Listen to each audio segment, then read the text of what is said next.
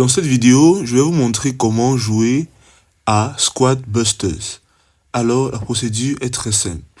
Après avoir installé votre jeu Squad Busters, vous arriverez forcément ici sur cet écran d'accueil.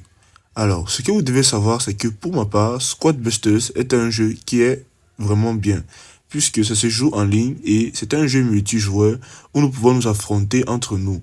Et dans ce jeu, c'est celui qui aura le plus de gemmes durant l'aventure qui gagnera la partie. Alors, nous n'allons pas forcément nous affronter avec les autres joueurs en ligne, mais nous allons affronter les différents adversaires que nous allons rencontrer dans notre partie.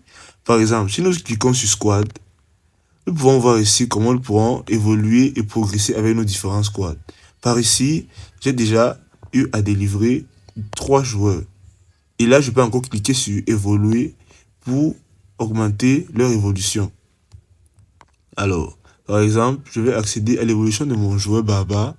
Et ici, je peux aussi accéder à l'évolution de mes autres joueurs.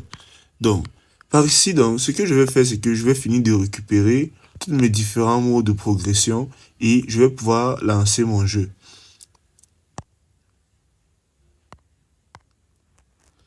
Donc, à partir d'ici, je vais cliquer sur jouer pour voir comment ça se passe. Donc, par ici, ce que j'ai à faire, c'est que je vais affronter les adversaires les plus faibles pour le début. Et après les avoir battus, au fil du temps, je vais commencer à évoluer et je pourrai donc avoir accès à d'autres personnes pour pouvoir jouer avec eux. Donc, après avoir tué cette personne, par exemple, je vais venir ici sur le coffre et je vais avoir accès à un autre personnage qui va pouvoir m'aider à combattre. Et je vais continuer à abattre. Je vais continuer à battre les différents adversaires autour de moi et je vais pouvoir ouvrir les différents coffres encore autour de moi. Je vais encore venir vers un coffre, je vais l'ouvrir et là je vais prendre un autre joueur pour venir m'aider. Je pourrai donc maintenant affronter d'autres adversaires afin de pouvoir avoir accès aux différents nouveaux coffres qui seront là. Comme vous pouvez le voir juste ici à gauche, il y a l'évolution aussi d'autres joueurs et nous pouvons voir le classement de celui qui gagnera la partie à suivre. Et là, je vais venir ouvrir ce coffre afin d'obtenir un autre joueur.